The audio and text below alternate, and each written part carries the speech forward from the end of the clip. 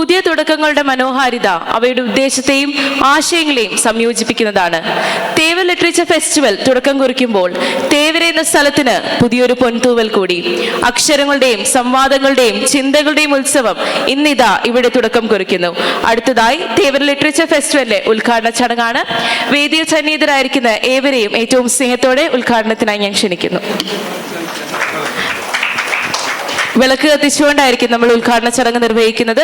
I request all of you to kindly rise as we light the lamp of the first edition of Tevara Literature Festival 2024 here at Sacred Heart College, Tevara. Can we give a huge round of applause for this festival?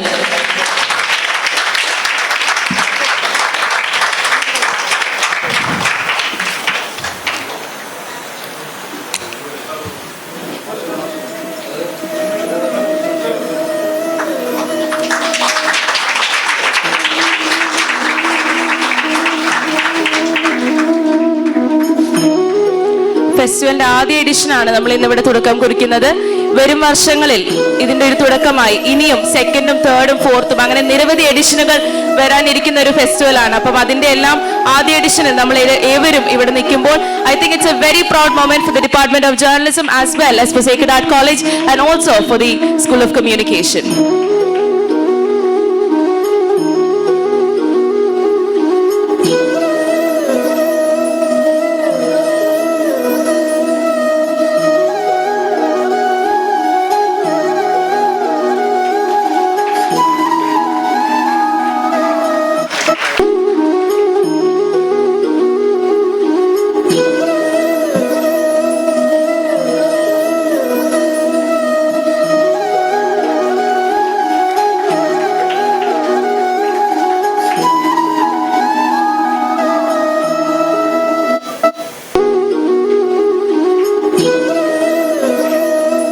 We are lighting the lamp of the first edition of Tevara Literature Festival, and we have it on March 7th, 8th and 9th. We have different discussions happening on these days.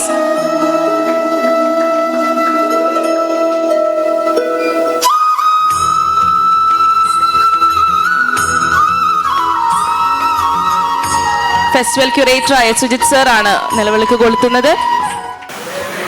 മലയാളത്തിലെ പ്രശസ്ത സാഹിത്യ വിമർശകനും അധ്യാപകനും വാഗ്മിയും ചിന്തകനുമാണ് Shri professor MK Sanu. Sahodaran K Ayyappan, ഇവർ ലോകത്തെ സ്നേഹിച്ചവർ എന്നിവ പ്രധാന കൃതികളാണ്. ഉദ്ഘാടന പ്രസംഗത്തിനായി സാനു മാഷിനെ ഏറെ സ്നേഹത്തോടെ സ്വാഗതം ചെയ്യുന്നു. ഉദ്ഘാടനമെന്ന ചടങ്ങ് വിളക്ക് കത്തിച്ചപ്പോൾ തന്നെ പൂർത്തിയായി. 2 വാക്ക് പറയുക എന്ന ചുമതലയാണ് എന്നിൽ ബാക്കി നിൽക്കുന്നത്. ഇത് ഇന്ന് ഈ സ്കൂൾ ഓഫ് കമ്മ്യൂണിക്കേഷൻസ് എന്ന് പറയുന്നത് കുറേ വിപുലമായ അർത്ഥമുണ്ട്.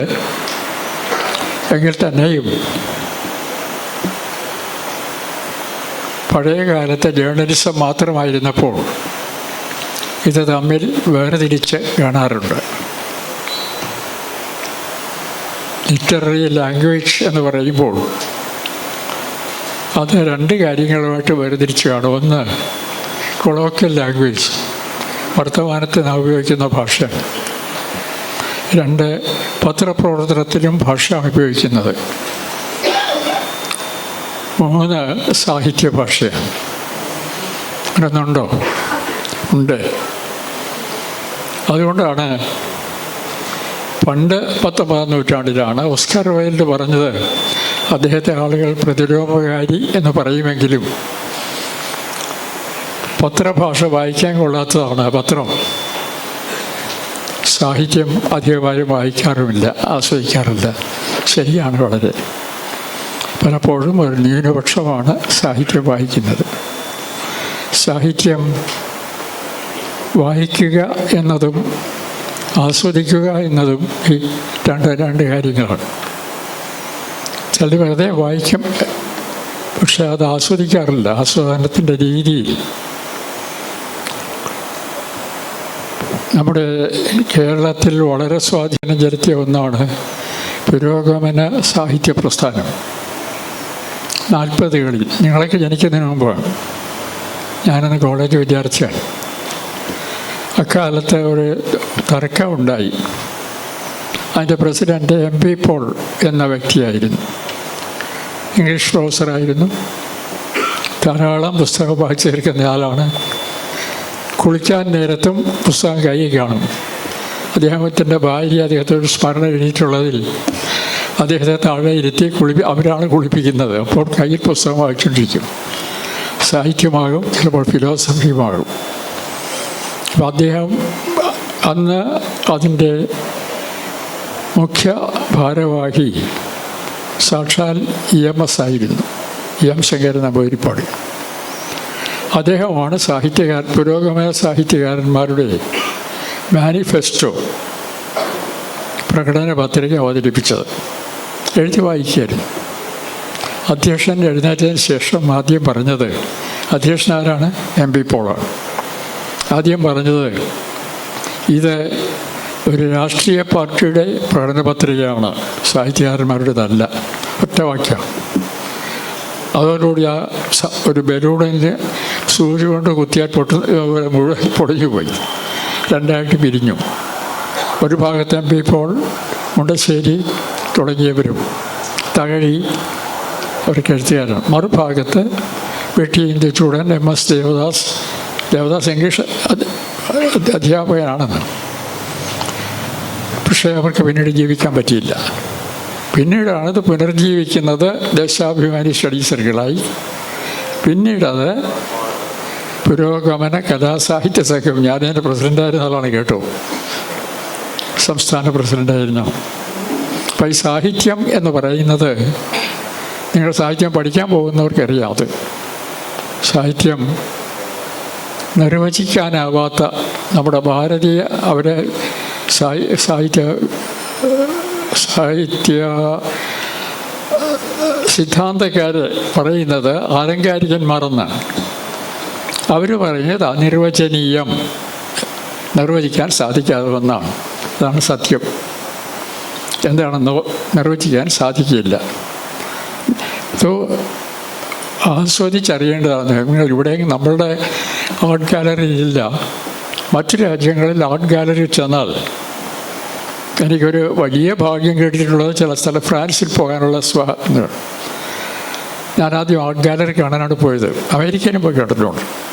അതൊക്കെ വല്ലവരുടെയും ചിലവിൽ പോകുന്നതാണ്. അതിൻ്റെയൊക്കെ മുമ്പിൽ നല്ല കുഷനുള്ള സുഖമുള്ള സീറ്റ് കാണും. എന്തിനാണ് അതിൻ്റെ മുമ്പ് സീറ്റ് ഇടുന്ന? നോക്കിപ്പോയാൽ പോരെ. കഥ എന്നത് പെയിൻറ്റിങ്ങിനെ പറ്റി ഞാൻ പറയുകയാണ്. ആസ്വദിക്കാനുള്ളതാണ്, ധ്യാനിക്കാനുള്ളതാണ്. ആസ്വാദനം, ധ്യാനം. ആസ്വാദനത്തിന് ശേഷമാണ് ധ്യാനിക്കുന്നത്. നമ്മൾ വളരെ നേരം നോക്കി നിൽക്കുമ്പോഴാണ് നമുക്ക് അതിനകത്തേക്ക് ഒരു കാഴ്ച ധാരാളമായി കിട്ടുന്നത്. പെയിൻറ്റിങ്ങും സാഹിത്യവും തമ്മിലൊക്കെ വളരെ ബന്ധമാണ് അടിസ്ഥാനപരമായി. അത് പലരും തിരിച്ചറിഞ്ഞിട്ടുണ്ട്. ഈ ലിൻ്റർ റിലേഷൻ ബിറ്റ്വീൻ ദി ആർട്സ്, സംഗീതം. ഇപ്പോൾ ഫ്രഞ്ചിൽ ഒരു കൂട്ടം എഴുത്തുകാരൻ, ബോധലേറെ നിങ്ങൾ കേട്ട് കാണും. മല്ലാർമേ ഫ്രഞ്ച് എഴുത്തുകാരാണ്, കവികളാണ്. ഈ പോയം ഇറ്റ്സെൽഫ് ഇംഗ്ലീഷ് ഒരു പുസ്തകം നിങ്ങൾ പഠിപ്പിക്കുന്നതൊക്കെ നോക്കണം. അതിനകത്ത് അതിൻ്റെ ഒറിജിനൽ ഫ്രഞ്ച് കൊടുത്തിട്ടുണ്ട്, ബോധലേറാണെങ്കിൽ. മറുവശത്ത് ഇംഗ്ലീഷ് ട്രാൻസ്ലേഷൻ, അതിൻ്റെ ലിറ്റററി ഒത്തിരിയുള്ള അപ്രീസിയേഷൻ. നല്ല പുസ്തകമാണ്. അത് നോക്കി അറിയിക്കാത്തതാണ്. അവരുടെ ആശയം വെർലൈൻ ഒരു കവിയിലുണ്ടായിരുന്നു. അതിൽ കവിതയെ സംഗീതമാക്കി മാറ്റാനാണ് ശ്രമിക്കുന്നത് എന്ന് പറയും. കവിതയെ സംഗീതമാക്കി മാറ്റാനാണ് ശ്രമിക്കുന്നത്. ആ അവസ്ഥ ഇത് രണ്ടും തമ്മിലുള്ള ബന്ധം ഇവിടെ കുറച്ച് കൊണ്ടുവരികയാണ് ചെയ്യുന്നത്. അപ്പോൾ സംഗീതം, സാഹിത്യം, ചിത്രകല, ഇത് മൂന്നും വളരെ പരസ്പരം ബന്ധപ്പെട്ടതാണ്. അതുകൊണ്ടാണ് ഒരു മദർ കറേജ് നിങ്ങൾ കേട്ടിട്ടുണ്ടോ? ഇല്ലല്ലേ. മദർ കറേജ് ബർട്രോട്ട് ബ്രിട്ടീഷ് നാടകമാണ്. ഹരിത ഭാഷയാണ് ഉപയോഗിക്കുന്നത്, മദർ കറേജ്. അവരെ മദർ കറേജ് എന്ന് വിളിക്കാൻ കാരണം, ഈ യുദ്ധം നടക്കുമ്പോഴൊക്കെ ഈ പട്ടാളക്കാർക്ക് വാങ്ങിക്കാനുള്ള വൈൻ, വിസ്കി, ബ്രാൻഡി, മറ്റ് കൗതുക വസ്തുക്കൾ ഇത് മുന്തി കിടന്ന് കച്ചവടം നടത്തുകയാണ് മൂപ്പർക്ക് ജോലി. അവർക്ക് ഇത് യുദ്ധം ഉണ്ടെങ്കിലും അതാണ്, അതൊരു ബൂർഷ്വാ വീക്ഷണം എന്നങ്ങൾ എടുത്താൽ മതി. ആദായം കിട്ടണം. ആദായം എന്നതൊരു ബൂർഷ്വാ കൺസെപ്റ്റാണ്. ആദായം ഉണ്ടാക്കണം. ഇന്നതാണ് ലോകത്ത് ഭരിക്കുന്നത്. അപ്പോൾ അത് നടന്നുകൊണ്ടിരിക്കുമ്പോൾ അവർക്ക് 3 മക്കളുണ്ട്. 2 ആണും 1 പെണ്ണും. പെണ്ണിന് ചെവി കേൾക്കില്ല, വർത്തമാനം പറയാൻ വയ്യില്ല. ആ ചെവി കേൾക്കാം, വർത്തമാനം പറയാൻ പറ്റില്ല, ഊമയാണ്. ഈ ഉന്തിക്കൊണ്ട് പോകുന്ന ഒരാൾ ചോദിക്കുന്നു എൻ്റെ മക്കൾ ആരൊക്കെയാണെന്ന് ചോദിക്കുമ്പോൾ ഇവൻ്റെ തന്ത ആദ്യം വന്ന ഏതോ ഒരുത്തനാണ്, മറ്റവൻ്റെ തന്ത വേറൊരുത്തനാണ്, ഇങ്ങനെയൊക്കെ പറയും. അങ്ങനെ കിടക്കുന്നൊരു മദർ കറേജ്. പക്ഷെ അവർ ഇല്ലാത്ത യുദ്ധത്തിനിടെ ഭയമില്ലാതെ പോകുന്നവരാണ് മദർ കറേജ്. കറേജ് ഇവനെല്ലാവരും എനിക്ക് തർജ്ജമ ചെയ്യാൻ പറ്റിയില്ല. അത് കണ്ടപ്പോൾ അദ്ദേഹം ഒരു ഏലിയനേഷൻ തിയറി എന്നൊരു തിയറി ഉണ്ട് അദ്ദേഹത്തിന്. ആസ്വാദനത്തെപ്പറ്റി, നാടകാസ്വാദനത്തെപ്പറ്റി മാത്രം. അദ്ദേഹം ഷേക്സ്പിയറിനൊക്കെ എതിരാണ് കാര്യത്തിൽ. ഷേക്സ്പിയറിൻ്റെ മാക്ബത്തെ കൊല്ലാൻ പ്രേരിപ്പിക്കുന്ന ആരാണ്? ലേഡി മാക്ബത്താണ്. നിങ്ങൾക്കറിയാം. കൊല്ലാൻ അങ്ങനെ പറഞ്ഞ് നിർബന്ധിച്ചിട്ടാണ് കൊന്നു കഴിഞ്ഞിറങ്ങുമ്പോൾ മർഡറെന്ന് ഒരുത്തൻ പറയുന്നത് കേൾക്കുന്നു. ഇപ്പം നമ്മൾ കണ്ടുകൊണ്ടിരിക്കുന്നവർക്ക് ഇതെല്ലാം അതിൻ്റെ മുഴുവൻ നമ്മുടെ ഇമ്പാക്റ്റ് നാമിലങ്ങ് എത്തിച്ചേരുന്നു. ഇത് വരാൻ പാടില്ല. അത് ക്രിട്ടിക്കലായിട്ട് കാണാനുള്ള കഴിവ് നൽകണം. അദ്ദേഹം അവതരിപ്പിക്കുമ്പോൾ കൊല്ലാൻ പോകുമ്പോൾ, അല്ലെങ്കിൽ ഡെസ്റ്റിമോണിയെ കൊല്ലാൻ ഒഥല്ലോ ഒരുങ്ങുമ്പോൾ നടൻ പറയുന്നു, ഇത് നാടകമാണ് കേട്ടോ, നിങ്ങൾ വിഷമിച്ചരുത്, നാടകമാണ്, ഇത് കാണിച്ചു ഞാൻ ഉപയോഗിക്കുന്നു പറഞ്ഞതൊക്കെ പറയണം. അങ്ങനെ വരണം. അതിനാണ് ഏലിയനേഷൻ എന്ന് പറയുന്നത്. ചിന്തിക്കാൻ പ്രേരിപ്പിക്കണം. ഒരു തിങ്കിങ് തിയേറ്റർ വേണം ഇൻസ്റ്റെഡ് ഓഫ് ഇല്യൂഷണറി തിയേറ്റർ. നമ്മൾ പലപ്പോഴും അങ്ങനെയാണല്ലോ. ശാകുന്തളമാണ് മലയാളത്തിൽ, സംസ്കൃതത്തിൽ നല്ല നമ്മുടെ നാടകങ്ങളൊന്നും കാളിദാസൻ്റെ ശാകുന്തളമാണ്. അവിടെ ചെന്നു ഗർഭിണിയായ ശകുന്തളയെ ഗൗതമിയും നിങ്ങളടുത്ത് വായിച്ച് കാണുകയില്ലായിരിക്കും ഈശ്വര അനുഗ്രഹത്താൽ. അവിടെ കൊണ്ട് ചെല്ലുന്നത് ശാരദ്വത ശാർങ്കരവന്മാർ, 2 മുനിപുത്രന്മാരാണ്.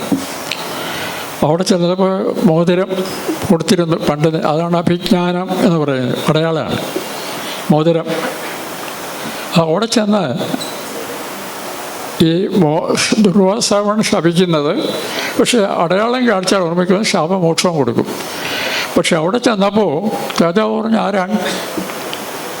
ഇപ്പോൾ എൻ്റെ ഗർഭിണിയാണ്, ഞാൻ അവരുടെ ഗാന്ധർവ വിവാഹം അത് ഇന്ത്യ അനുവദിച്ചിട്ടുള്ളതാണ്, ഗർഭിണിയാണെന്ന് പറയുന്നു. ഞാൻ അറിയില്ല, ഇങ്ങനെ സ്ത്രീയെ കണ്ടിട്ടില്ല. അപ്പോൾ ഞാൻ അടയാളം പറഞ്ഞിട്ട് എന്ന് ചോദിച്ചു. ആ മോതിരം കാണിച്ചു തരാം അങ്ങ് തന്ന എന്ന് പറഞ്ഞ് നോക്കുമ്പോൾ കയ്യിൽ മോതിരമില്ല. അപ്പോൾ കൂടെ നിന്ന് ആൾ പറയും അവിടെ കുളിക്കാൻ ഇറങ്ങിയപ്പോൾ അവിടുന്ന് പോയതായിരിക്കാം. ഞാൻ രണ്ടാമതൊരു ഓർമ്മിപ്പിക്കാൻ ഒരു കാര്യം പറയാം. നമ്മൾ 2 പേരും കൂടി അനുരാഗബദ്ധരായി നദീതീരത്തിരിക്കുമ്പോൾ ഒരു മാൻകിടാവ്, അതിൻ്റെ പേരും പ്രത്യേകം പറയുന്നത് ഞാൻ മറന്നുപോയി, ഓടി വന്നു. അങ്ങ് അതിനെ കുറച്ച് പുല്ലോ എന്തോ പറിച്ച് കൊടുക്കും, വാങ്ങിച്ചില്ല. ഞാൻ കൊടുത്തപ്പോൾ വാങ്ങിച്ചു. അപ്പോഴങ്ങ് പറഞ്ഞു, എല്ലാത്തിനും സ്വന്തം വർഗത്തോടുള്ള സ്നേഹം, സ്ത്രീ കൊടുത്തപ്പോൾ വാങ്ങിച്ചു, പുരുഷൻ കൊടുത്തപ്പോൾ വാങ്ങിച്ചില്ല. അപ്പോൾ രാജാവ് പറയും, സ്ത്രീകൾക്ക് തക്കമൊത്ത് അവസരം കാണിക്കാൻ അറിയാമോ, മനസ്സിലായി എന്ന് അദ്ദേഹം പറയും. ഏതായാലും നിന്നെ സ്വീകരിക്കാൻ തയ്യാറില്ല. അവിടെ ഒരു പാശ്ചാത്യ നാടകത്തിനാണെങ്കിൽ നല്ല രാജരിയാകും. കാരണം തിരിച്ചു പോകാൻ ഞാൻ കണ്ണൻ്റെ അടുത്തേക്ക് പോകാം. അപ്പോൾ മുനികുമാരൻ പറയും, രാജാവ് പറയുന്നത് സത്യമാണെങ്കിൽ നീ തറവാട്ടിൽ കയറ്റിക്കൊള്ളാത്തവരാണ്. രാജാവ് പറയുന്ന അസത്യമാണെങ്കിൽ ഭർതൃഗൃഹത്തിൽ ദാസ്യവൃത്തി ചെയ്യാനും ഭാരതീയ വിധിയുണ്ട്. രണ്ടായാലും ഞങ്ങൾ കൊണ്ടുപോകില്ല. അവിടെ അവളുടെ ഹെൽപ്ലെസ്സാണ്. അവിടെയും വേണ്ട, ഇവിടെയും വേണ്ട, അവിടെ നിർത്തുമായിരുന്നു. അപ്പോൾ നമ്മൾ കണ്ടുകൊണ്ടിരിക്കുന്ന നമുക്ക് ഈ അഭിനയിക്കുന്നത് എൻ്റെ കൂട്ടുകാരനായ ജോസഫായിരിക്കും, ദുഷ്യന്തൻ്റെ വേഷം. സ്ത്രീയായിട്ട് കൊണ്ടുവരുന്നത് എൻ്റെ ക്ലാസ്മേറ്റ് ആയിരുന്ന വിജയലക്ഷ്മി ആയിരിക്കാം. പക്ഷേ ഇത് അഭിനയിച്ച് വരുമ്പോൾ ഞാൻ മറന്നു പോകുന്നു. ഞാനവിടെ വെറുതെ നാടകം കാണാൻ ഒരു സിഗരറ്റ് മരിച്ചു വന്നിരിക്കുന്നവനായിരിക്കാം. കുറേ കഴിയുമ്പോൾ ഇത് ജോസഫാണ് എലിസബത്താണ് എന്ന് രണ്ടും മറന്നിട്ട് എൻ്റെ കണ്ണ് നിറയും പഠിക്കുക. അതിനാണ് ഇല്യൂഷണറി തിയേറ്റർ എന്ന് ബർട്ടോൾട്ട് ബ്രെറ്റ് പറയുന്നത്. മറ്റത് ഏലിയനേഷൻ. അപ്പോൾ പറയണം, ഇത് നാടകമാണ് കേട്ടോ, അദ്ദേഹം പറയണമെന്നാണ് അദ്ദേഹത്തിൻ്റെ ആളോചന. പക്ഷെ അദ്ദേഹത്തിൻ്റെ ഒരു നാടകം കണ്ടപ്പോൾ ഞാനിത് പറയണം, മദർ കറേജ്. അതൊരു വലിയ വിമർശകൻ, അദ്ദേഹത്തിൻ്റെ പേര് ഞാൻ എനിക്ക് വളരെ ഇഷ്ടമുള്ള വിമർശകനാണ്.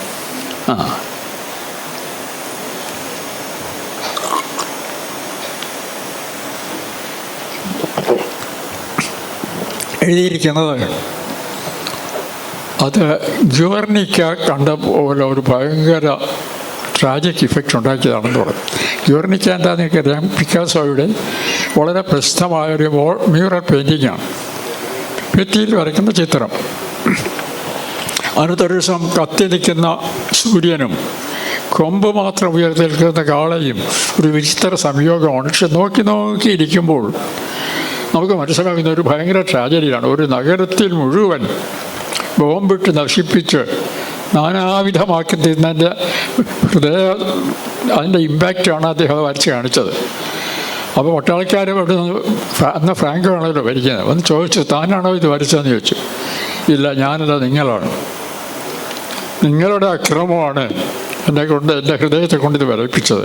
നോക്കി നിന്നാൽ നമ്മളത് ലയിച്ചു തരും. അത് തന്നെയാണ് പിയത്ത മൈക്കലാഞ്ചലോടേതാണ്. അത് ഇതുപോലെ അല്ല, എത്ര നേരം വേണമെങ്കിൽ നമുക്ക് ധ്യാനിച്ച് നിൽക്കാം. അത് സ്കൾപ്ചറാണ്. അദ്ദേഹം തന്നെ വളരെ ഇൻസ്പയർഡായ, പ്രചോദിതനായ ഒരു നിമിഷത്തിൽ ഒന്നാണ് മാർബിളിൽ തീർക്കുന്നത്. മാർബിൾ ആരെക്കൊണ്ട് സാധിക്കുന്നത്? മാർബിൾ എന്ന് പറഞ്ഞാൽ വളരെ ഒരു വല്ലാത്തൊരു മീഡിയമാണ്. അതിൽ ഇത് തീർത്ത് വെച്ചിട്ട് അദ്ദേഹം പോയി കളഞ്ഞു. തിരിച്ച് അദ്ദേഹം ഈ വെറുതെ കിടന്ന മാർബിളാണ്. പിറ്റേ ദിവസം വന്ന ആളെല്ലാം കണ്ട് അത്ഭുതപ്പെട്ട്, അവിടെ നമ്മളെക്കാൾ കൂടുതൽ ആസ്വാദകരുണ്ട്, നോക്കി നിൽക്കുമ്പോൾ. അതായത് ക്രൂശിതനായ യേശുവിന് മാതാവ് മടിയിൽ കിടത്തുന്ന ചിത്രമാണ് ഇവിടെയൊക്കെ അനുകരിച്ചുണ്ടാക്കുന്നുണ്ട്. പക്ഷെ അത് നേരിട്ട് കാണേണ്ടതാണ്. ഈ ഈശ്വരാനുഗ്രഹത്തിൽ എനിക്കത് കാണാൻ അവസരം ഉണ്ടായി. നോക്കി അപ്പോൾ ഇദ്ദേഹം ഈ ആസ്വാദകരുടെ കൂട്ടത്തിൽ വരും. ഇദ്ദേഹം ഒന്ന് പുറകെ നിൽക്കും. അപ്പോൾ ആസ്വാദകരെല്ലാം അയ്യോ ദൈവമേ, ഇത് ആരും പഠിച്ചു, ഏതോ ദൈവത്തിൻ്റെ അനുഗ്രഹത്തിൽ അതിൽ ഓരോരുത്തരുടെ പേര് പറയും. അപ്പോൾ ഇദ്ദേഹത്തിൻ്റെ പേര് ആരും പറയുന്നില്ല. അന്ന് ഇവരെല്ലാം പോയതിന് ശേഷം വന്നാണ് മൈക്കലാഞ്ചലോ. അതിൽ മാത്രമേ അദ്ദേഹം പേര് വയ്ക്കുന്നുള്ളൂ. മറ്റോരോ പ്രതിമയും നമുക്ക് ഈ ഞരമ്പ് ഉണ്ടല്ലോ കയ്യിൽ, ഞരമ്പ് വരെ കാണാമെന്ന്, സെയിൻറ്റ് പീറ്റർ കാണാമെന്ന് തോന്നും. അപ്പോൾ ഇതൊക്കെ ചില സിദ്ധിവിശേഷമുള്ളവർ അനുഗ്രഹീത നിമിഷങ്ങളിൽ ഉണ്ടാക്കുന്നതാണ്. ഇതാണ് സാഹിത്യം. അത് നിർവചിക്കാൻ സാധിക്കില്ല, നിർവചിക്കാൻ പ്രയാസവുമാണ്. അതുകൊണ്ടാണ് പണ്ടൊരു മിസ്റ്റിക്ക് പറഞ്ഞ വാക്ക് ഉപയോഗിക്കുന്നത്. അതെന്താണെന്ന് എനിക്കറിയാം, ഞാൻ കവിത വായിക്കുന്ന ആളാണ്, എന്താണെന്ന് പറയാൻ എനിക്കറിയില്ല. അനിർവചനീയം നമ്മുടെ ഭാരതീയർ പറയുന്ന അതാണ്. അത് വായിച്ച് നാം സ്വാംശീകരിക്കേണ്ട ഒരു സംസ്കാരമാണ്. വളരെ സ്വാംശീകരിക്കേണ്ട സംസ്കാരം. ഇപ്പോൾ കുമാരനാശാൻ്റെ 100ാം ചരമവാർഷികം 1924 അദ്ദേഹം പതനയാറ്റിൽ മുങ്ങി മരിക്കുന്നത് ആചരിക്കുകയാണ്. അത് രാജരാജവർമ്മ എന്ന പേരായ ഒരു മലയാളത്തിൽ ഒരു തമ്പുരാനുണ്ടായിരുന്നു. ആർട്ടിസ്റ്റ് വർമ്മയുടെ ബന്ധത്തിൽപ്പെട്ടയാളാണ്. രാജരാജവർമ്മ സംസ്കൃതത്തിൽ മഹാകവി എഴുതിയിട്ടുണ്ട്, മലയാളത്തിലും കവിത എഴുതിയിട്ടുണ്ട്. എല്ലാ ഭാഷകളും അറിയാവുന്ന, ഒരുപാട് ഭാഷകൾ അറിയാവുന്ന വ്യക്തിയായിരുന്നു. അപ്പോൾ അദ്ദേഹം മരിച്ചപ്പോൾ അദ്ദേഹത്തിന് എല്ലാത്തിലും വലിയ മെച്ചം, അന്ന് തമ്പുരാക്കന്മാർ, ഞാൻ കണ്ടയാളാണ്, ക്ലാസ്സിൽ വന്നാൽ ഗവൺമെൻറ് കോളേജിൽ അവർ ഈ പ്രത്യേക സീറ്റ് ഒരു സെക്ഷനുണ്ട്, വേലികെട്ടി ഫസ്റ്റ് ക്ലാസ് കൊടുക്കുന്ന പോലെ അവിടെ ഇരിക്കും. മറ്റുള്ളവരെല്ലാം പുറകിലാണ്. ടീച്ചേഴ്സ് വന്നാൽ അവരെഴുന്നേക്കില്ല. ടീച്ചേഴ്സ് പ്രജകളാണ്, തമ്പുരാനില്ലേ. അതുകൂട്ടത്തിൽ ഈ ആളുകളുടെ ഇടയിൽ നിന്ന് മാറി സാധാ ദോശയൊക്കെ പറയുന്ന പോലെ ഞങ്ങളെപ്പോലുള്ള എല്ലാ അടുത്ത് വന്നിരിക്കുന്ന ഒരാളായിരുന്നു രാജരാജവർമ്മ. അതുകൊണ്ടാണ് മുണ്ടശ്ശേരി അദ്ദേഹം പറയും, തമ്പുരാനേക്കാളേറെ മനുഷ്യനായ തിരുമേനി, ചില അങ്ങനെയാണ്, മന്ത്രിയായാൽ മന്ത്രിയാക്കാൻ വലിയ മനുഷ്യനാകും. മുണ്ടശ്ശേരി മാഷൊക്കെ അങ്ങനെയാണ്. മുണ്ടശ്ശേരി മാഷ മറ്റെന്തെങ്കിലും പറഞ്ഞാലും ഞാനൊരു ദിവസം ചെന്നപ്പോൾ 100 പേര് വളഞ്ഞ് കാണാൻ പറ്റുന്നില്ല. ആദ്യത്തെ മന്ത്രിസഭ കേരളത്തിലെ കമ്മ്യൂണിസ്റ്റ് മന്ത്രിസഭ. അപ്പോൾ ഞാൻ ടെലഫോൺ ചെയ്തു, മാഷെ എനിക്കത് കാണണം, വന്നിട്ട് പറ്റുന്നില്ല, ഒരു അത്യാവശ്യമായിരുന്നു, എൻ്റെ സ്വന്തം കാര്യമൊന്നുമല്ല. അപ്പോൾ താൻ എവിടെ താമസിച്ചെന്ന് ചോദിച്ചു എന്നോട്. ഞാൻ പറഞ്ഞു അതിനെ ഓർഡർ ചെയ്താൽ ഞാൻ അവിടെ വരാമെന്നുള്ളൂ. അദ്ദേഹം നേരെ കാറിൽ ഇറങ്ങി ഞാൻ താമസിക്കുന്ന മുറിയിലേക്ക് വന്നു. ഒരു മന്ത്രിയൊന്നും അങ്ങനെ ചെയ്യില്ല സാധാരണ, കാരണം അന്ത്യയൊക്കെ വലിയ ആളാണ് താൻ എന്ന് അദ്ദേഹത്തിന് അറിയും. തമ്പുരാനും അതുപോലെയായിരുന്നു. അപ്പോൾ അദ്ദേഹം മരിച്ചപ്പോൾ എഴുതിയ കവിതയാണ് പ്രചോദനം. അത് എലിജിയല്ല, ചരമകാവ്യം എന്നാണ് എഴുതിയിരിക്കുന്നത്. അതിൽ ഒരു രംഗം നിശബ്ദതയ്ക്ക് കൊടുക്കുന്ന വിവരണമാണ്. നിശബ്ദത. എന്താണ് നിശബ്ദത? ഞാൻ ചൊല്ലിക്കേൾപ്പിക്കുന്നില്ല, പറയുന്നില്ല, എനിക്കറിയാം. 30ാമത്തെ ശ്ലോകമാണെന്നാണ് എൻ്റെ ഓർമ്മ. 100 ചില്ലാനും ശ്ലോകങ്ങളുള്ളതാണ്. അവസാനം ഈ എന്താണ് സായുജ്യം, ഈശ്വരനിലേക്ക് നമ്മളൊക്കെ ലയിക്കുന്നുള്ള വെപ്പ്, പൗരസ്ത്യ സങ്കല്പം അനുസരിച്ച് സായുജ്യമാണ് പരമമായ പ്രാപ്യസ്ഥാനം അതെടുത്ത് എഴുതുന്നത്. അതൊക്കെ വർണ്ണിക്കുന്നുണ്ട്. അതായത് പലതിനെയും അമൂർത്തമായ ആബ്സ്ട്രാക്റ്റായ ഒന്നിനെ കോൺക്രീറ്റായി കാണിക്കുന്നു എന്നതാണ് കവിതയുടെ ഒരു പ്രാഥമിക ലക്ഷണം എന്ന് പറയാം. സൂര്യൻ ഉദിച്ചിരിക്കുന്നു എന്ന് പറഞ്ഞാൽ ഒരു പ്രസ്താവമാണ്, ഒരു സ്റ്റേറ്റ്മെൻറ്റാണ്. സൂര്യൻ ഉദിച്ചു, നേരം പ്രഭാതമായി. നേരെ മറിച്ച് ഉദയഗിരി ചുവന്നു, ഭാനുബിംബം വിളങ്ങി, നളിനമുളഞ്ഞാലേ മന്ദഹാസം തിളങ്ങി. അപ്പോൾ നമ്മളൊരു ചിത്രം കാണുന്നു. ഉദയഗിരി ചുവന്നു, ഭാനുബിംബം ഉദിച്ചു വരുന്നു, നളിന താമരപ്പൂക്കളൊക്കെ പതുക്കെ വീഴാൻ തുടങ്ങുന്നു. അപ്പോൾ അദൃശ്യമായ സൂക്ഷ്മമായ ഒന്നിനെ സ്ഥൂലമാക്കി കാണിക്കുക എന്നത് സാഹിത്യത്തിൻ്റെ സ്വഭാവമാണ്, നല്ല സ്വഭാവങ്ങളിലൊന്നാണ്. അതിനാണ് ഇപ്പോൾ ചങ്ങമ്പുഴ പുലരൊളി എന്ന് പറഞ്ഞാൽ പ്രഭാതത്തിൻ്റെ വെളിച്ചം, മാമരത്തിൻ്റെ പുറകിൽ നിന്ന് എത്തി നോക്കി എന്ന് പറയും. പ്രഭാതത്തിൻ്റെ വെളിച്ചം മരങ്ങൾക്ക് അപ്പുറത്ത് നിന്ന് എത്തി നോക്കി, നമ്മളൊരു എത്തി നോക്കുമ്പോൾ തോന്നും വെളിച്ചം എത്തി നോക്കുന്നു, വെളിച്ചത്തെ കാണുകയാണ് ചെയ്യുന്നത്. അങ്ങനെ കാണിക്കുന്നു എന്നുള്ളത് സാഹിത്യത്തിൻ്റെ പ്രത്യേകതയാണ്. വർണ്ണനയിലും അത് തന്നെയാണ്. അതിപ്പോൾ ഞാൻ ഒരിക്കൽ റഷ്യയിൽ പോയിട്ടുണ്ട്. ഒരു മോസ്കോയിൽ നിന്ന് ടാലിൻ എന്ന മറ്റൊരു റിപ്പബ്ലിക്കിലേക്കുള്ള ആ തീവണ്ടിയിലാണ് പോയത്. ചുറ്റും നോക്കുക, എന്തൊരു മനോഹരമായ. ഞാൻ പെട്ടെന്ന് ഓർത്തത് ടോൾസ്റ്റോയുടെ അന്നാ കരനീനയിൽ ലെവിൻ്റെ ഒരു യാത്രയുണ്ട്. ആ ഈ വിവരണം വർണ്ണിക്കുന്നുണ്ട്. കൺമുമ്പിൽ കാണുന്ന പോലെ തോന്നും. അതാണ് അങ്ങനെ കാണുന്ന പോലെ. പത്രക്കാരൊക്കെ ഇതൊക്കെ വർണ്ണിച്ചു, പത്രക്കാരൻ വർണ്ണിക്കുന്നതല്ലത്. അതാണത്. സാധാരണ ഇന്നത്തെ ന്യൂസ് പേപ്പർ, നാളത്തെ വേസ്റ്റ് പേപ്പർ അതൊക്കെ പറയുന്നത് സത്യവുമാണ്. നമ്മുടെ എഴുത്തുകാരൻ വായിക്കാത്ത ആളുണ്ടായിരുന്നു, വൈക്കം മുഹമ്മദ് ബഷീർ, എൻ്റെ വളരെ ആത്മസുഹൃത്തായിരുന്നു. അദ്ദേഹം പത്രം ചിലപ്പോൾ 1 മാസത്തേക്ക് കൊണ്ടുവന്നിരുന്നത് എടുത്ത അവസാനം ഇവിടെ അത് പേപ്പർ വിൽക്കാൻ കൊടുക്കുമെന്ന് പറയും അവിടെ നിൽക്കുന്ന ഒരാളിനോട്. ആ ടൈപ്പാണ് ഇവർ. ഇത് കണ്ടിട്ട് അദൃശ്യമായതിനെ ദൃശ്യമാക്കി തീർക്കുന്നു എന്നതാണ് എഴുത്തിൻ്റെ പ്രത്യേകത. എല്ലാ കവിതകളും മഹാപുഷ്പമേ അധിക തുംഗപദവി, എത്ര ശോഭിച്ചിരുന്നൊരു രാജ്ഞി കണക്കതേനി ഒരു പൂവിങ്ങനെ തെളിഞ്ഞു നിൽക്കുകയാണ്. അത് ഈ താഴെ കിടക്കുന്നു. നമ്മളെ വായിക്കുമ്പോൾ കണ്ണോപ്പി കാണും ശോഭിച്ചിരുന്ന പുഷ്പം താഴെ വീഴുന്നത്. ഇതെല്ലാവരെയും ആസ്വദിക്കുന്നതാണ്. ആസ്വാദനവും മറ്റ് പലതരത്തിലുമാണ്. ഞാനൊരു ഉദാഹരണം പറഞ്ഞ് നിർത്തിയത് ഇതും വയ്യ. ആസ്വാദനമൊക്കെ പറഞ്ഞുതരാം. നിങ്ങൾ ജനിക്കുന്നതിന് മുമ്പുള്ള കഥയാണ് പറയും. 40കളിൽ ബംഗാൾ ക്ഷാമം ഉണ്ടായി. അതിന് പ്രധാന ഉത്തരവാദി ബ്രിട്ടീഷ് സാമ്രാജ്യത്വമാണ്. പ്രത്യേകിച്ചും അന്നത്തെ ചർച്ചിൽ ഇന്ത്യയോട് ഭയങ്കര വിരോധമായിരുന്നു. ചർച്ചിലാണ് മഹാത്മാഗാന്ധിയെ അർദ്ധനഗ്നനായ തെണ്ടി എന്ന് വിളിച്ചത്. ഹാഫ് നേക്കഡ് ഫക്കീർ ഓഫ് ഇന്ത്യ. ഇന്ത്യയിലെ എല്ലാ നേതാക്കന്മാരുടെ പരമപുച്ഛവും വെറുപ്പുമായിരുന്നു അദ്ദേഹത്തിന്. അദ്ദേഹമാണ് സമയത്ത് ഭക്ഷണത്താത്ത ഉണ്ടാക്കി. ക്ഷാമം എന്ന് പറഞ്ഞാൽ മനുഷ്യന് ആഹാരം കിട്ടാതെ താഴെ വീണ് മരിക്കുന്ന തരത്തിലാണ്. ഇല പറിച്ച് തിന്നും, ഇലയും കഴിക്കാനില്ലാതാകും. പിന്നെ മണ്ണ് തിളപ്പിച്ച് അതിൻ്റെ വെള്ളം കുടിച്ചും എല്ലാം കഴിഞ്ഞ് വെറുതെ കിടന്നടിഞ്ചായി ഇവൻ മരിക്കുകയാണ്. എൻ്റെ സഹോദരൻ എൻ്റെ അടുത്ത് കിടന്ന് മരിക്കുന്നു, ഞാൻ പിറ്റേ ദിവസം മരിക്കും. അങ്ങനെ പോകുന്ന ഒരു കാഴ്ചയാണ്. അത് ചലച്ചിത്രത്തിൽ വേണമെങ്കിൽ പോൾ ബക്കിൻ്റെ ഗുണ്ടർ എന്നൊരു നോവലുണ്ട്. നോവൽ സമ്മാനം കിട്ടിയ അതുകൊണ്ട് മെരിറ്റായിട്ട് ഞാൻ പറയല്ല. അത് നല്ല സിനിമയായിട്ട് വന്നിട്ടുള്ള അക്കാലത്ത് അഭിനയിച്ചത് ലോകത്തിലെ ഏറ്റവും നല്ല നടന്മാരോ പോൾ മിനി ഞങ്ങളുടെ ആരാധന പുരുഷനായിരുന്നു. നിങ്ങൾക്ക് മോഹൻലാലിനെയും മമ്മൂട്ടിയൊക്കെ ഉള്ള പോലെ എൻ്റെ വിദ്യാർത്ഥിയായിരുന്നു ഞങ്ങൾ പോൾ മിനി അഭിനയിക്കുക. അത് കണ്ടാൽ ഇത് മനസ്സിലാവും എന്താണ് ക്ഷാമം എന്ന്. അപ്പോൾ അത് ഒന്ന് കടന്നു വന്നപ്പോൾ അതിനൊരു ഓൾ ഇന്ത്യ ലെവലിൽ ഒരു പെയിൻറ്റിങ് കോമ്പറ്റീഷൻ നടത്തി. അതിന് ഫസ്റ്റ് പ്രൈസ് കിട്ടിയത് അന്ന് പ്രധാനമന്ത്രി നെഹ്റുവിന് ആ ഒരു എസ്തെറ്റിക് സെൻസ് ഉണ്ടായി.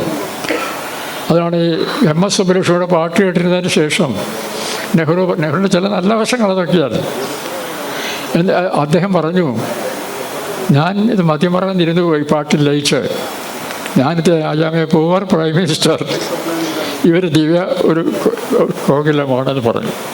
ആ പ്രൈം മിനിസ്റ്ററൊക്കെ കലാകാരൻ്റെ അടുത്ത് ആരുമല്ല.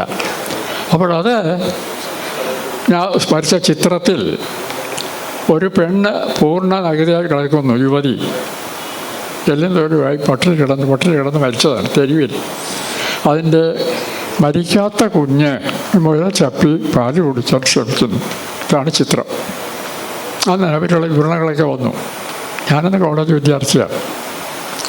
അത് നമ്മുടെ ഒരു കവിതയിൽ വന്നിട്ടുണ്ട്. ആരുടെ കവിതയിലാണ് വായിച്ചാണ് 20-ാം നൂറ്റാണ്ടിൻ്റെ ഇതിഹാസം അക്കിത്തം. നിരത്തിൽ കാക്ക കൊത്തുന്നു ചത്ത പെണ്ണിൻ്റെ കണ്ണുകൾ. ചത്ത് കിടക്കുന്നൊരു പെണ്ണ്, അതിൻ്റെ കണ്ണുകൾ കാക്ക വന്ന് കൊത്തുകയാണ്. മുര ചപ്പി വലിക്കുന്നു അവളുടെ കുഞ്ഞ് ചെറിയ. ഇത് നേരിട്ട് തെരുവിൽ കിടന്നാൽ നിങ്ങൾ ആരെങ്കിലും പോയി നോക്കി ആസ്വദിക്കുമോ? ഇല്ല. നേരിട്ട് നോക്കി ഈ തെരുവിൽ പണ്ടിൻ്റെ ശവം കണ്ടാൽ ഇങ്ങനെ നടക്കുന്ന കാക്ക കണ്ണ് കൊത്തിപ്പറിക്കുകയും മരിക്കാത്ത കുഞ്ഞാലിൻ്റെ അടുത്ത് മാറ്റി അവർക്ക് ആരെങ്കിലും കരുണ ഉള്ളവർ. നിങ്ങൾക്ക് വല്ലാത്ത ഒരു ജുഗുപ്സ ജനിപ്പിക്കുന്ന ചിത്രമാണ്. നേരെ മറിച്ച് പെയിൻറ്റിങ്ങിൽ നിങ്ങളത് ആസ്വദിക്കും, കവിതയിൽ നിങ്ങളത് ആസ്വദിക്കും. കാരണം ജീവിത യാഥാർത്ഥ്യം അരിസ്റ്റോട്ടൽ അദ്ദേഹത്തിൻ്റെ പോയറ്റിക്സിലെടുത്ത് പറയുന്നുണ്ട്. ജീവിതത്തിലെ അനുഭവമല്ല സാഹിത്യ ലോകത്തിലെ അനുഭവം, എസ്തെറ്റിക് ആണത്. പോയട്രീസ് ഇമോഷൻ റിക്കളക്ഷൻ ട്രാങ്ക്വിലിറ്റി എന്ന് എഴുതിയത് വേർഡ്സ്വർത്താണ്. ആ ഇമോഷൻ എന്ന് പറയുന്നത് നേരിട്ട് അനുഭവിക്കുന്നതല്ല, അത് രസമാണ്. ആ രസം ജനിപ്പിക്കുന്നതാണ് സാഹിത്യം എന്ന് പറയുന്നത്. അതിന് ചിത്രകല നിങ്ങൾ കേൾക്കുന്ന സംഗീതം വളരെ പ്രസാദിക്കും. ഞാൻ MS സുബ്ബലക്ഷ്മിയുടെ പാട്ട് കേട്ടിട്ടുണ്ട്. 3 മണിക്കൂറൊക്കെ പോകുന്ന അറിയില്ല, ലയിച്ചേക്കും. ഒടുവിൽ അനുഭവം എനിക്ക് തന്നത് യേശുദാസാണ്. യേശുദാസിൻ്റെ ക്ലാസിക്കൽ മ്യൂസിക്, സാധാരണ സംഗീതമല്ല ഞാൻ പറഞ്ഞു. ഞാൻ ഇന്ന് പഠിച്ചിട്ടില്ല, എൻ്റെ ABC പോലും അറിയാത്ത ആളാണ്. പക്ഷേ ഞാൻ കേട്ടിരിക്കും. തീരുന്ന കഴിയുമ്പോഴേ അറിയുള്ളൂ ഇത് പാട്ട് കഴിഞ്ഞല്ലോ ദൈവമേ എന്ന് സങ്കടപ്പെടും. അപ്പോൾ അതുപോലെ ഇത് ഒരു എസ്തെറ്റിക് ഫീലിംഗാണ്. നമ്മൾ അതിന് പറയുന്ന പേര് രസം എന്നാണ്. രസജനവാക്യം രസാത്മകം കാവ്യം. ഈ രസം ജനിപ്പിക്കുന്നതാണ് കാവ്യം. അത് ആ ഇല്യൂഷണറി ഇഫക്റ്റ് നല്ലതുമാണ്. അതിനെ ബർട്ടോൾട്ട് ബ്രെcht ഏറ്റവും ആക്രമിക്കുന്നത് ഇബ്സനെയാണ്. ഇബ്സൻ എന്ന് പറയുന്നൊരു അതിനു മുമ്പുള്ള നോർവേയിൽ നാടകത്തിൽ സോഫോക്ലീസ്, ഷേക്സ്പിയർ, പിന്നെ ഇബ്സൻ. ഇബ്സൻ കഴിഞ്ഞാൽ ബർട്ടോൾട്ട് ബ്രെcht പിന്നെ വരുന്നുള്ളൂ. ഇബ്സൻ്റെ ആദ്യത്തെ പ്രോബ്ലം പ്രയിൽ ഒന്ന് സ്ത്രീ സ്വാതന്ത്ര്യമാണ് വിഷയം. കേട്ടിട്ടുണ്ടോ? ഡോൾസ് ഹൗസ്, പാവയുടെ വീട്, വളരെ കൂട്. സ്ത്രീകൾ സൗന്ദര്യോടൊരു പെണ്ണിനെ കല്യാണം കഴിക്കുന്നത് ആളുകൾ വീട്ടിൽ വരും, ഇവൾ വരും, അവൾക്ക് അവളുടെ സൗന്ദര്യം വരുന്നവരും ആസ്വദിക്കും. ഭർത്താവ് അതിനൊക്കെ കൂടുതൽ അവരുടെ ആസ്വാദനം കൊണ്ട് കൂടുതൽ അഭിമാനിക്കും. അങ്ങനെ കഴിയുകയാണ്. അവളവിടെ ഭർത്താവിന് വേണ്ടി ഒരു ത്യാഗം ചെയ്തു. കുറേ കാലം കഴിഞ്ഞ് അതുപോലെ ഒരു സമാനമായ സന്ദർഭം ഇവൾക്ക് വേണ്ടി ചെറുതായി ഒരു ചെയ്യേണ്ട സന്ദർഭം ഭർത്താവിനുണ്ടായി. അദ്ദേഹം സമ്മതിക്കില്ല എന്ന് പറഞ്ഞു. എനിക്ക് എൻ്റെ സെൽഫ് റെസ്പെക്റ്റ് ഉണ്ട്, നീ എനിക്ക് അപമാനമാണ്. അവർ അവരുടെ അവസാനം ഇബ്സൻ്റെ ഒരു ഡിസ്കഷൻ പോലെയൊക്കെ ഉണ്ടാക്കും. അവസാനം ഉള്ള പേരാണ് നോറ, ഭാര്യയുടെ പേര്. ഭർത്താവിൻ്റെ പേര് ഞാൻ പോട്ടെ. നോറ അവസാനം ഭർത്താവുമായിട്ട് പിണങ്ങി വന്ന് അടുത്ത് ചെന്ന്, നീ എന്ത് ചെയ്യാൻ പോകുന്നു? ഞാൻ ഈ വീട് വിട്ടു പോവുകയാണ്. നിൻ്റെ മക്കളില്ലേ? മക്കളാകുന്നതിന് മുമ്പ് ഞാൻ സ്ത്രീയായിരുന്നു, അമ്മയാകുന്നതിന് മുമ്പ് ഞാൻ സ്ത്രീയായിരുന്നു. അങ്ങനെ അദ്ദേഹം പറയുന്ന എല്ലാ ഇത്തരം എതിർ ന്യായം പറഞ്ഞുകൊണ്ട് ഈ തൻ്റെ സ്യൂട്ട് കേസും എടുത്ത് വാതിൽ വലിച്ചടച്ച് ഇറങ്ങി പോണതാണ് അവസാന രംഗം. ഒരു വിമർശകൻ എഴുതിയത്, നോറ വലിച്ചടച്ച വാതിലിൻ്റെ ശബ്ദം യൂറോപ്പിലെങ്ങും മാറ്റൊലിക്കൊണ്ടു എന്നാണ്. എഡീഷണൽ തിയേറ്ററിന് അങ്ങനെ ഒരു ഇഫക്റ്റ് ഉണ്ട്. ആ ഇഫക്റ്റ് തന്നെയാണ് ബെർണാഡ് ഷാ കൊണ്ടിരുന്നത്. വേണം അതേപോലെ പുസ്തകം എഴുതിയിട്ടുണ്ട്, ക്വിൻറ്റസെൻസ് ഓഫ് ഇബ്സൺ എന്ന് പറഞ്ഞ്. അപ്പോൾ ഇതൊക്കെയാണ് ഇതിൻ്റെ പ്രാഥമികമായി പഠിച്ചിരിക്കേണ്ട കാര്യങ്ങൾ. വായിച്ച് വായന ഒരു അനുഭവമാക്കി മാറ്റി, അപ്പോൾ മാത്രമേ സാഹിത്യാസ്വാദനം ഉണ്ടാവുകയുള്ളൂ. അത് പണ്ട് ഷില്ലർ, ജർമ്മൻ കവിയാണ്, അദ്ദേഹത്തിൻ്റെ അത് പറഞ്ഞുകൊണ്ട് ഞാൻ അവസാനിപ്പിക്കാം. മറ്റതാണ് അത് ദൈവം പ്രപഞ്ചം മുഴുവൻ സൃഷ്ടിച്ചു, നിങ്ങൾക്കെല്ലാം എന്താ വേണ്ടത്? എല്ലാം ജന്തുക്കളെല്ലാം, ജീവജാലങ്ങളെല്ലാവരും മനുഷ്യരും അവരവർക്ക് ആവശ്യമുള്ള എല്ലാം കൊടുത്തു തീർന്ന് ദൈവം സംതൃപ്തനായപ്പോൾ, ബൈബിളിൽ ദൈവമല്ല അത് വേറെ, ചുട്ടം നോക്കുമ്പോൾ അടുത്തൊരാൾ നിൽക്കുന്നുണ്ട്, മെലിഞ്ഞ രൂപം, സ്വപ്നം കാണുന്ന കണ്ണുകൾ. ഇദ്ദേഹത്തിന്, നീ ആര്? ഞാൻ കവിയാണ്. എല്ലാം കൊടുത്തു തീർന്നല്ലോ, നീ ഇതുവരെ എന്തിനൊക്കെയായിരുന്നു? അവൻ്റെ ഉത്തരം, ഞാൻ അങ്ങയുടെ മുഖതേജസ്സിൽ ലയിച്ച് നിന്നുപോയപ്പോൾ ചോദിക്കാൻ മറന്നുപോയി, ചോദിക്കാൻ സാധിച്ചില്ല, ഓർത്തില്ല. അപ്പോൾ ദൈവം അവന്, എന്നാൽ ഞാൻ നിനക്കൊന്ന് തരാം എന്നൊരു താക്കോൽ കൊടുക്കും. ഇത് അനശ്വരതയുടെ താക്കോലാണ്, ഇമ്മോർട്ടാലിറ്റി നിനക്ക് മാത്രമുള്ളതാണ്. അതാണ് കവി ലോകത്തിലുള്ള സ്ഥാനം. ലോകത്തിൽ മനുഷ്യന് ലഭിച്ച ഏറ്റവും വലിയ സമ്പത്തിലൊന്ന് സാഹിത്യം തന്നെയാണ്. ഭരണാധികാരികൾ മറക്കും, പത്രപ്രവർത്തകർ മറക്കും, മറ്റെല്ലാ പ്രകടനക്കാരെയും മറക്കും. കവി ജീവിക്കും. സോഫോക്ലസ് ജീവിക്കുന്നത് BC ആണ്, 5-ാം നൂറ്റാണ്ടാണ്. ഷേക്സ്പിയർ ജീവിക്കുന്നു, ഇബ്സൺ ജീവിക്കുന്നു. അതുപോലെയാണ് കവിത ജീവിക്കും. കവിത നമ്മൾ എപ്പോഴും ജീവിതത്തിൻ്റെ മനുഷ്യൻ്റെ ഏറ്റവും വലിയ സമ്പത്തായി കരുതി ആസ്വദിച്ച് അത് ബ്രഹ്മാനന്ദ സദൃശമായ അനുഭൂതിയിലെത്തിച്ചേരുന്ന, നിങ്ങളെത്തിക്കുന്ന ഒരു ഗുണമാണ്. അത് മാത്രം പറഞ്ഞുകൊണ്ട് ഉദ്ഘാടനം കഴിഞ്ഞല്ലോ, ഉദ്ഘാടന കർമ്മം ഞാൻ അവസാനിപ്പിക്കുന്നു. ഏറെ നന്ദി സാനു മാഷ്, അങ്ങയുടെ ഹൃദ്യമായ വാക്കുകൾക്ക്.